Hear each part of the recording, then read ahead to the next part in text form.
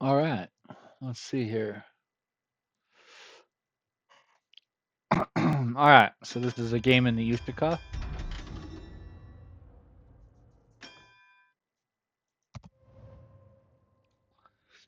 So first thing I do is I look at the enemy team. I see what's on the enemy team that can hurt me. I look on what's on my team that can support me.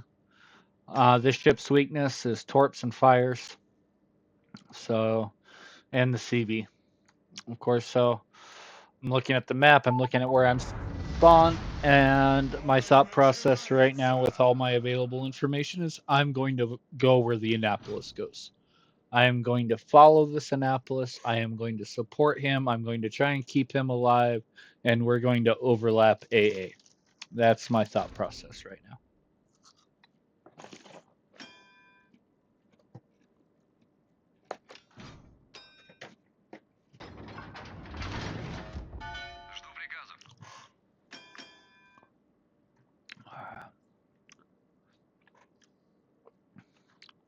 So there are some good players on the other team in a div. So we're going to have to watch out for them. I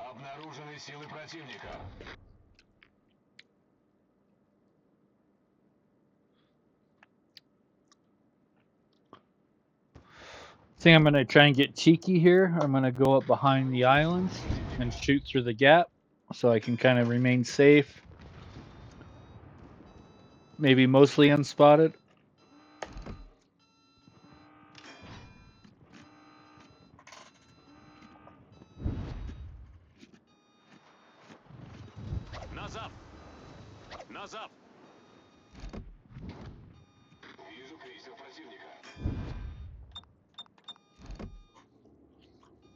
I was telling the enemy CB to get away there because I was kind of or to get back to, because I'm kind of afraid of a CV snipe with that Wisconsin in the div with the CV.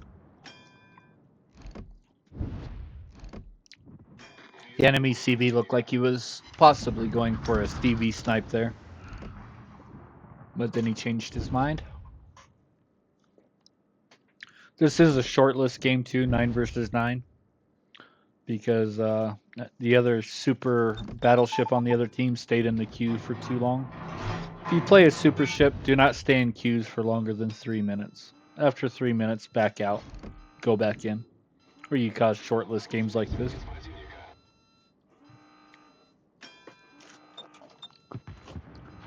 And that just takes away damage from yourself. There would have been 3 more ships in this game. I mean, that's a lot of damage that could have been on the board. And full matches are just generally funner, especially on large maps like this. So, Wisconsin's showing me a little bit of side there as he crosses the gap. I had my reload ready. Double Citadel. Now he's at 15.5 kilometers away. Once I close the distance on him and get like around 12 kilometers, I'll probably not be able to Citadel him anymore. Even though as I'm closing here, as I'm going forward, I'm actually getting a better and better and better angle on him. I probably won't be able to Citadel him once I get too close because he has an underwater Citadel.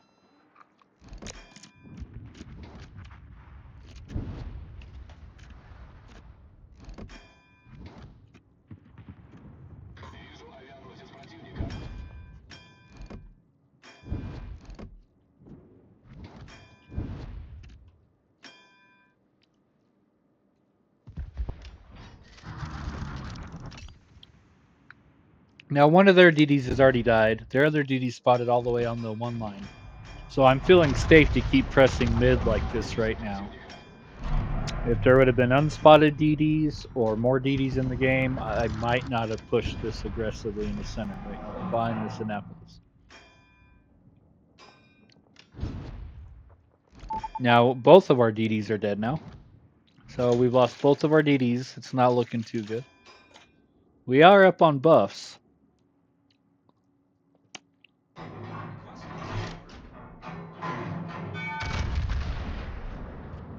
I'm just going to keep chipping away at this Wisconsin here. Yeah, see, no sits, 12 kilometers away. Not that those were the best best dispersion, but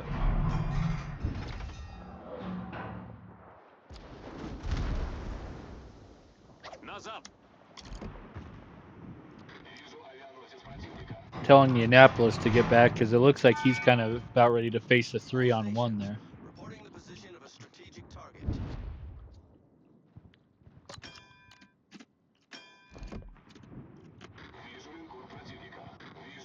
I don't like to spam it in the chat, but I do like to kind of say that to people because sometimes it makes them go, oh, you know what? Maybe I should get back. Maybe pushing isn't the best thing right now, or you know what I mean? So I do like to use the chat.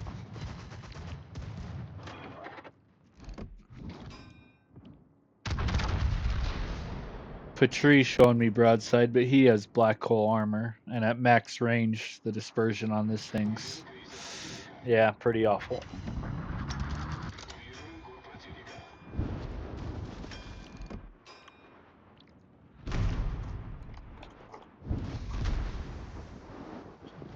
Now I know that Minotaur and Des Moines is over there in those gaps. We have a CV in the game. I know they're going to get spotted. So I'm just kind of biding my time right now until one of them gets perma spotted.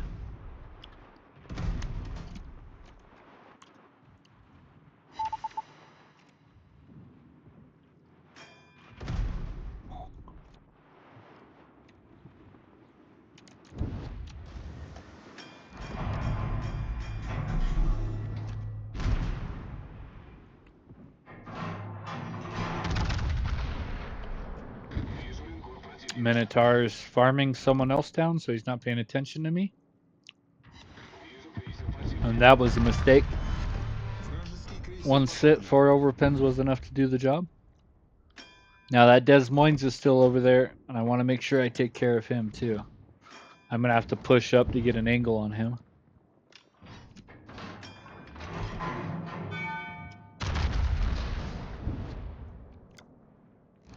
I still don't really have any threat from anything in mid.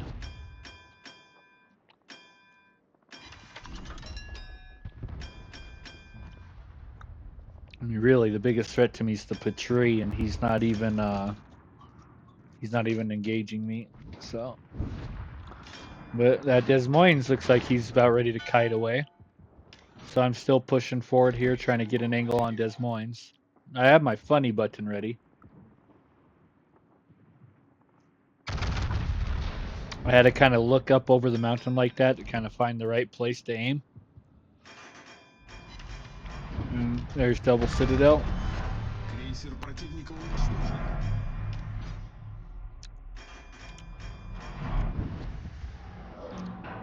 So now I'm kind of deciding where to go. I got a Kleber, Clausewitz over there, but the CV's there going after him. There's another battleship and the Annapolis, so I think I'm going to go after the Montana straight in front of me. He was pretty healthy. Patrie, I'll shoot at Patrie on the way.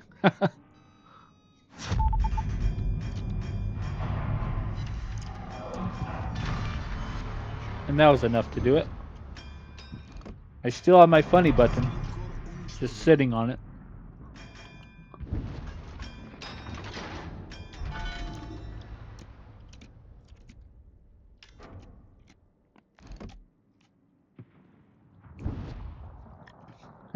This Montana turned around between 2 islands here and kept getting like beached.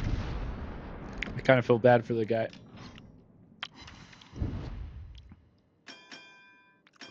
Now I did not use my funny button there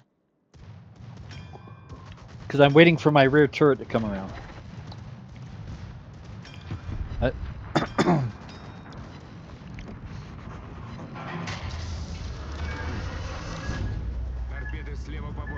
There comes the CV. There's double sit. Getting that rear turret around. This is what I held it for. There's rear turret. Another sit. Here comes front turrets again. No sits. But I got him down enough that I think my secondaries are going to take care of him. or the fires they set. So we have the Kleber way up there that the CV is dealing with, and the CV. So of course I'm gonna stay after the CV. Oh, Midway just got the Kleber.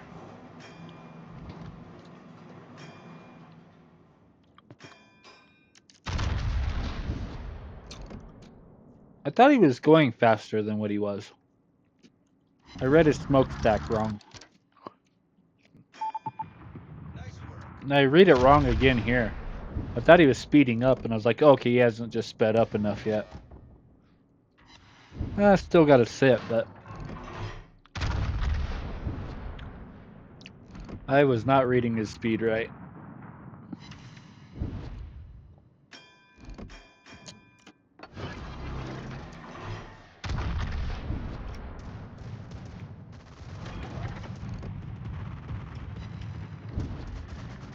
Somehow I tanked 1.5 million. I don't even understand how I did that this game. It didn't really feel like I got shot at all. I mean, this thing's so well armored. Those torps don't even do anything to me.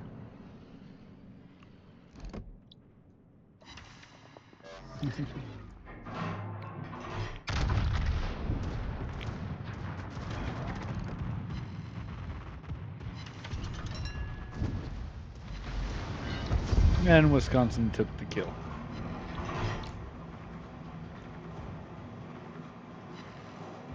But 293k. I'll take it. Confederate high cal.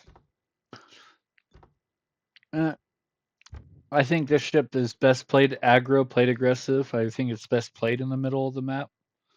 Um, it has fantastic, fantastic armor. Um, Here's the after action report.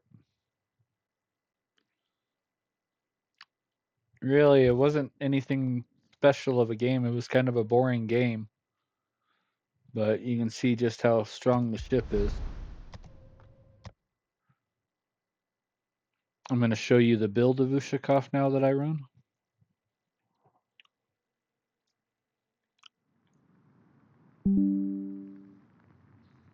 I think there's several different ways that you can build this ship, but I have a pretty classic build on it.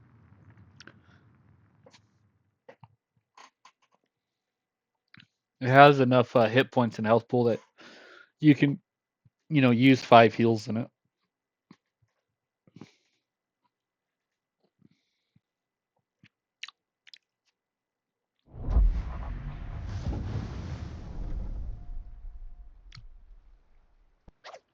So this is Ushakov. This is the equipment build I run. You could totally swap out main armaments mod 1 for damage control party if you wanted to. The turrets are pretty tanky. You don't really have those breaking. Um, for damage control system 2, I would recommend staying on this. I've tried propulsion and steering gears, and this ship is just so big and such a beast. Has such a huge turning circle and huge rudder shift time that and slow acceleration that they just did not seem to improve anything. Damage control systems seems to be the best because your main enemy in the ship is fires and floods. Like it really is. You get 4 heals, 5 repairs. These are the signals I run.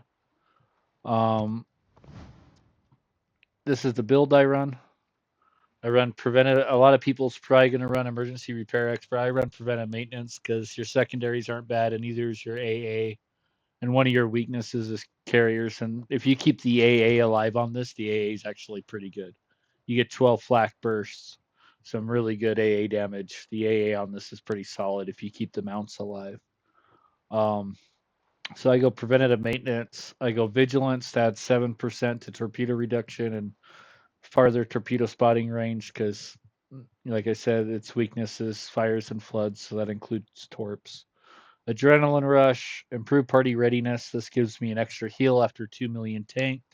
It's pretty easy to tank 2 million damage in this ship every single game, so that's like a guaranteed heal. If you wanted to, you could trade emergency repair expert here for Furious. A lot of people do that, but you already have a 29-second reload before adrenaline rush kicks in. I'm pretty okay with that. I like the concealment. I like fire prevention, and I can use a fifth heal. So I've used all the heals on this boat. So it's pretty easy to tank 3 million, 4 million damage in this thing. So 14.4K detection, 31.5 knots, good AA, 11-kilometer airstrikes, has like Smolensk 130s for secondary guns, 21.3 range, second base secondary range with just the signals, 8 kilometers. Survivability 135K HP, 42% torpedo protection with the vigilance. It's pretty good. Uh, that's my captain build. That's my equipment build. Here's the armor layout of the ship: 32 mil armor, 60 mil icebreaker, 180 mil cheek, some 450 and 425 side plate, 38 mil torpedo protection, um, 180 mil and 300 mil rear end cheeks, 60 mil rear icebreaker, 32 mil stern, 60 mil deck, and 150 mil upper, 19 mil superstructure, of course. Turrets are real tanky, 650 front, and it's angled. 370, 230 roof. So you really don't have a problem with losing your turrets on the ship. And if you keep it completely bow in, you can kind of see how little of superstructure the enemy gets to see and try and farm. So, but then when you do want an angle, you have some pretty good protection here. Getting citadeled in this thing, kind of rare. Um, Citadel is above the waterline, so you can get citadeled, but it's still just pretty rare. I don't think I've ever been citadeled through the front by like a Yami or anything from Overmatch. You have a whole bunch of hidden, or not hidden, but plates here in the front. It probably does have some hidden plates too. And some more plates here. It's uh it's pretty tanky. I mean, this thing, your objective in this ship should be using your health pool, should be taking damage for your team, taking the heat off weaker ships. That should really be your goal in this ship, and not like damage farming.